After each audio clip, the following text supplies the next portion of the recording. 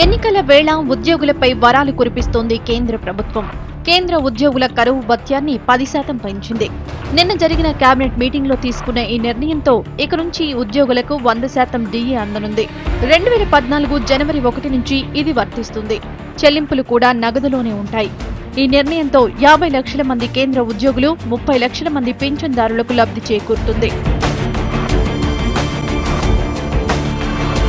కేంద్ర ప్రభుత్వ ఉద్యోగులు, పింఛనుదారుల వేతనాల సవరణకు వీలుగా 7వ సెంట్రల్ పే కమిషన్ విధి విధానాలను కేబినెట్ ఆమోదించింది. 50% డిఏను బేసిక్ పేలో కలపాలంటూ వేతన కమిషన్ మధ్యంతర నివేదికలో సిఫారసు చేసే అవకాశాలున్నాయి. ఇదే జరిగితే ఉద్యోగుల స్థూల వేతనం 30% పెరిగే అవకాశాలున్నాయి.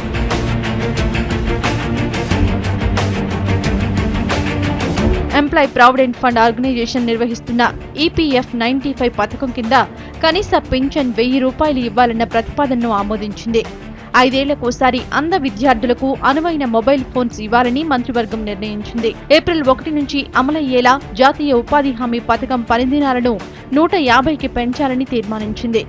ఆకాశవాణి, దూరదర్శన్ల అభివృద్ధికి 3500 కోట్లు కేంద్ర కేబినెట్ నిర్ణయం తీసుకుంది.